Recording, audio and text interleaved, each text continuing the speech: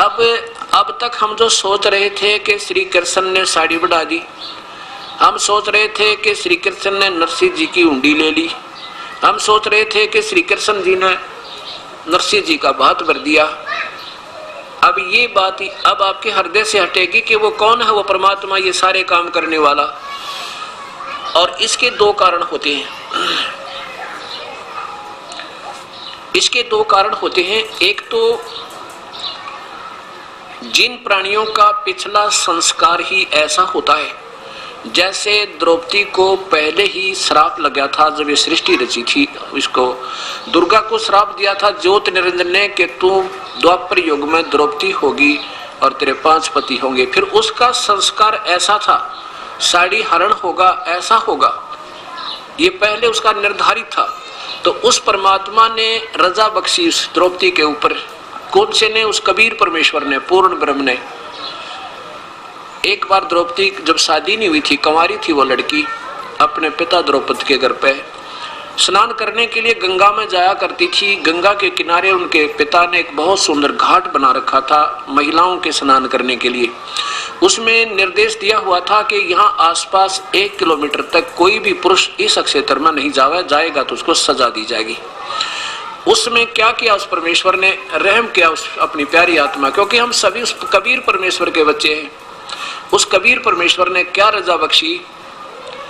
एक अंधे का रूप बना के वो परमात्मा, और वहां उस घाट से ज्यादा 100 फुट की 150 फुट की दूरी पे, और घाट से पानी जिधर जा रहा था डाउन स्ट्रीम में, और वहां स्नान कर रही हैं।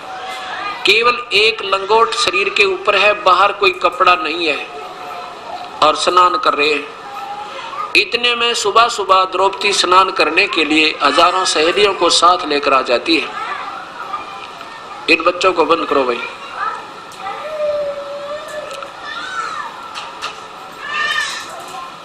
अब द्रौपदी हजारों सहेलियों के साथ प्रतिदिन स्नान करने के लिए आया करती थी। राजा की लड़की थी। उस दिन भी द्रौपदी अपनी सहेलियों के साथ स्नान करने जब आई, लड़की ने देखा कि ये महात्मा, ये संत स्नान कर रहा है और यहाँ तो किसी पुरुष का आना का अलाउड नहीं है। तो उसने देखा चलो अब तो महापुरुष को स्नान कर लेने दो, और संत भगत को संत यानी भगत को भगत मिल जा, साधु मिल जाए। इतनी प्रसन्नता होती है कि इनके साथ ईश्वर की चर्चा करेंगे, क्योंकि द्रौपदी भी खुद ईश्वर भक्त थी, आस्था थी, पिछली पुण्य आत्मा है, ये दुर्गा का अवतार थी। स्नान कर लिया कि स्नान करके बाद में बात करेंगे, तब तक महात्मा भी ना लेगा, स्नान कर लेंगे। अब घंटा सारा लगा, लड़कियों ने उछल कूद करके नहा धोई करी, स्नान कर रही हैं। तो उधर उस महापुरुष ने, अंधे ने सोचा भाई ये तो गलत आ गया, तू या तो गलत आ गया, और ये तो लड़कियों का कोई नहाने का घाट है और मुझे दिखाई नहीं दिया। ऐसा सोच के मन ही मन पश्चाताप करें। और फिर क्या होता है, स्नान करते करते उनका जो एक का लंगोट था, एक का कपड़ा था, पर्दे पे बांध रखा था, और वो बोधा हो गया था, काफी दिन से कमजोर हो गया था। नहाते समय वो हाथ से लगने से टूट गया, और वो नीवस्त्र हो गए, और शर्म के मारे ऐसे छाती पानी में, सीने तक पानी में चले गई। और परमात्मा से याचना करते हैं वो अंधे महात्मा कि हे परमेश्वर, आज मेरी इज्जत रखो मेरे मालिक, आज मुझे पता नहीं था, मैं अंधा था, इस करके इधर आ गया हूं।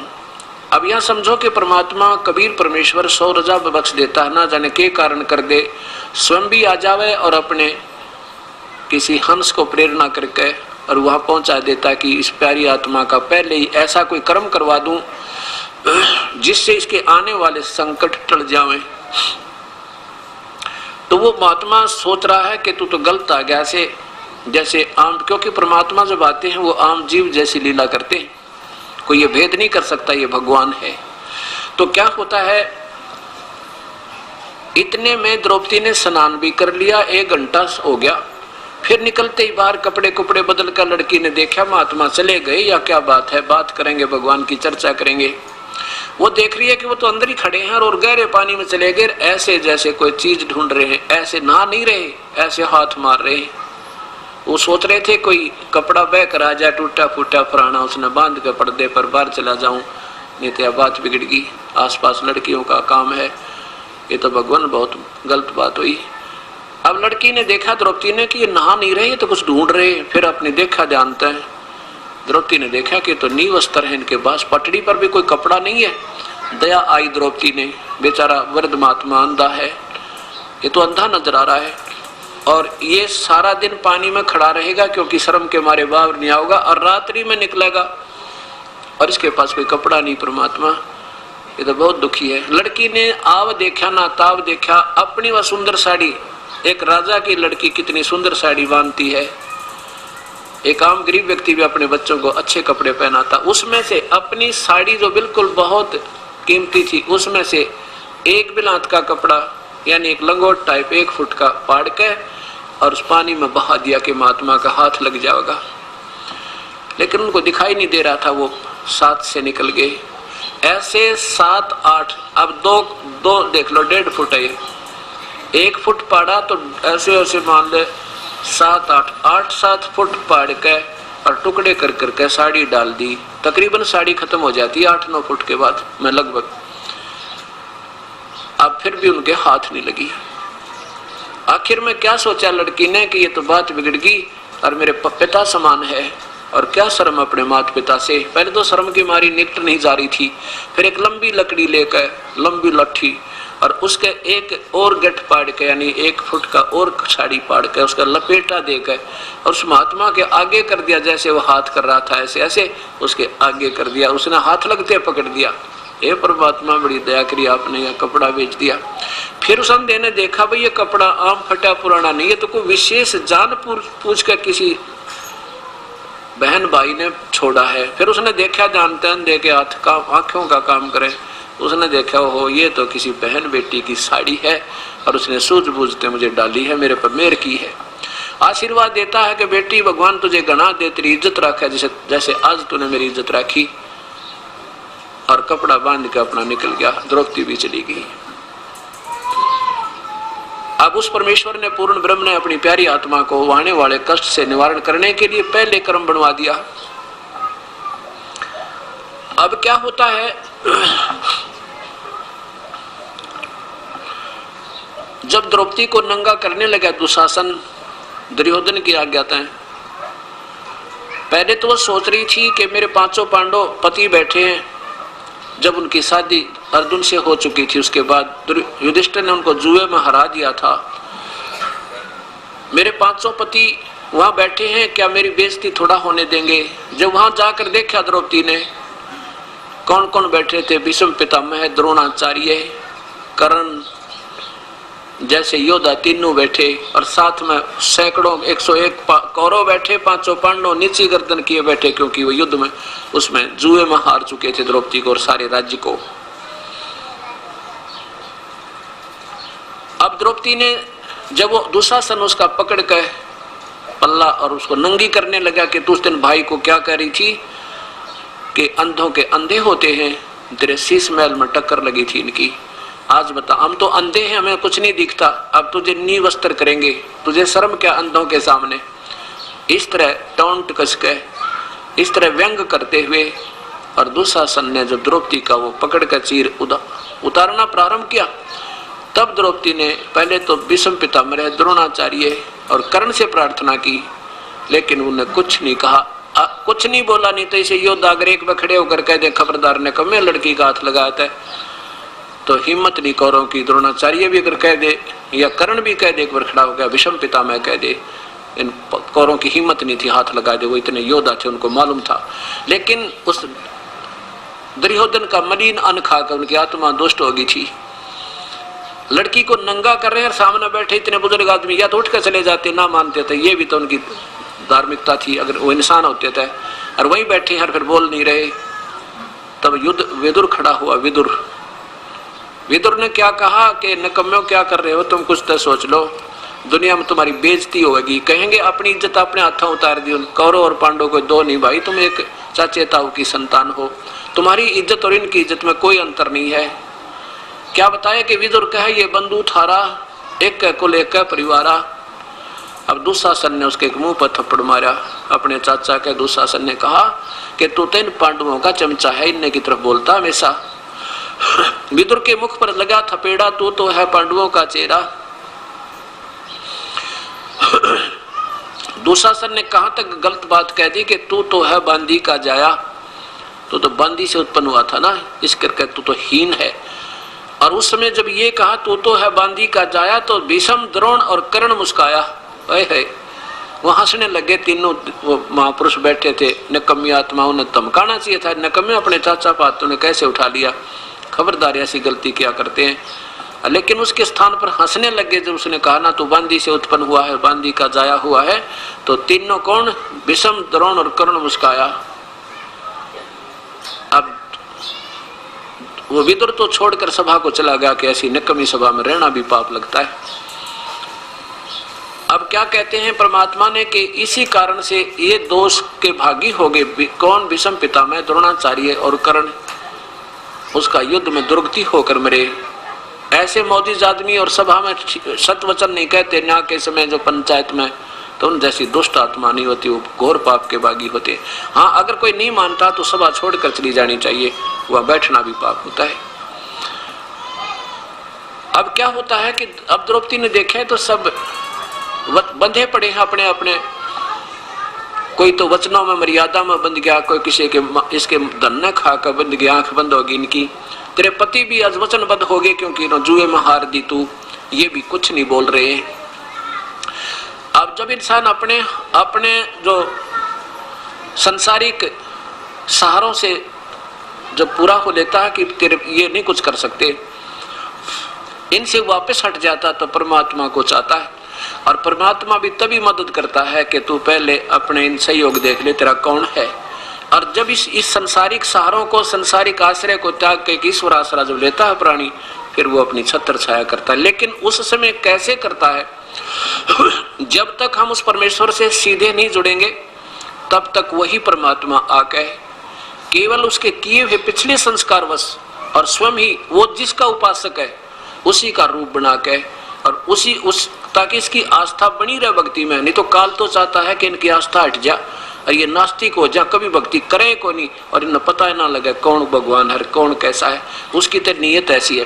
और ये परमात्मा भक्ति हमारी आस्था हमारे हृदय में बनाए रखने के लिए, ताकि कभी ना कभी आस्तिक रह गए तो कभी ना कभी मैं या अपना कोई दास भेज के इनको फिर शरणों में लेकर बेड़ा पार कर दूंगा।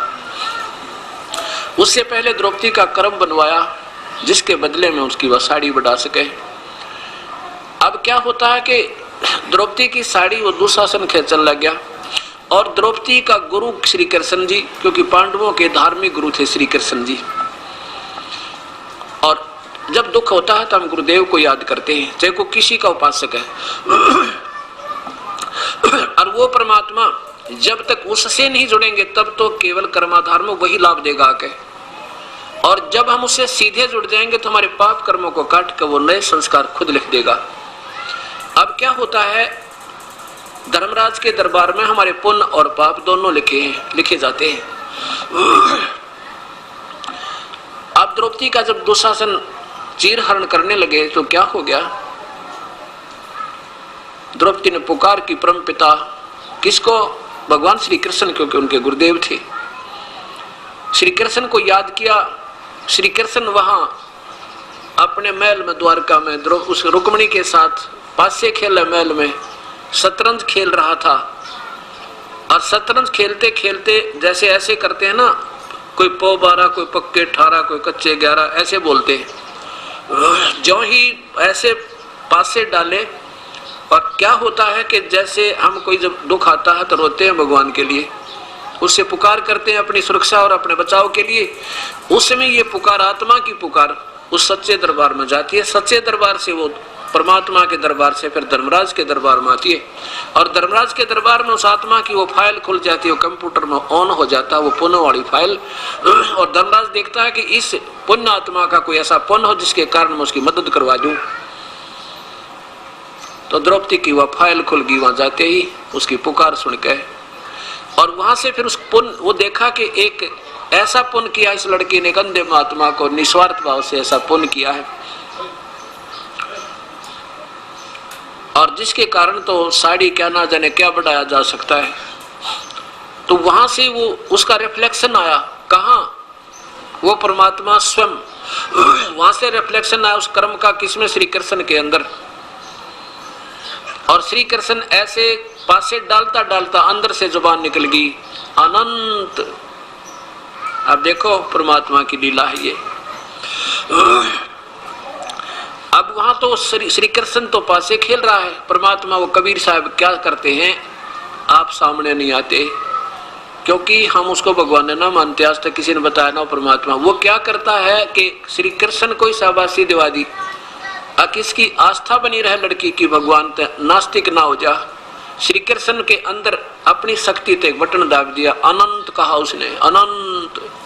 और कहना था पासे डाल के कच्चे 12 या पक्के 18, और वो कहा अनंत। रुक्मणी हाथ पकड़ कर मुस्कान लगी कि हार गया अब तो, मेरा ना क्या के बोलने लगे, आपने तो क्या बोला बता मुझे, ये अनंत क्यों कहा, इसमें कोई शतरंज का वचन थोड़े ही है। उसमें फिर प्रेरणा कर दी, अंदर से उसको श्री कृष्ण को ज्ञान दिया। उसने देखा अपनी दिव्य दृष्टि से कि दुशासन ने द्रौपदी के साथ बदव्यवहार प्रारंभ कर रखा है, उसकी साड़ी उतारी जा रही है, और अनंत इसलिए कहा है। अब कौन बोल रहा है ये, यही सोचने की बात है। अब ये पीएचडी की बातें आपको कम से कम 2 साल के लगातार सत्संग सुनोगे जब समझ में आओगी। वो परमात्मा, उस पूर्ण परमात्मा का संपर्क इस आत्मा से है, क्योंकि हम उसके अंश हैं, उसका हमारे साथ संपर्क है, बिल्कुल सीधा वो अंश रूप में हमारे साथ रहते हैं, आत्मा से कभी दूर नहीं होते, एक पल भी, ऐसा भी उन्होंने व्यवस्था की हुई है। और आत्मा के साथी वही है, अंदर से वो आत्म रूप परमात्मा ही बोल रहा है श्री कृष्ण में। अब क्या कह रहा है कि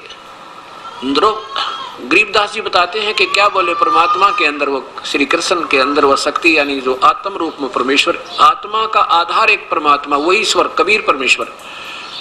इस परमेश्वर में इतनी शक्ति है, ये असंख्य रूप बना के और अपनी उन पुण्यात्माओं विशेष कर रहता है जिनमें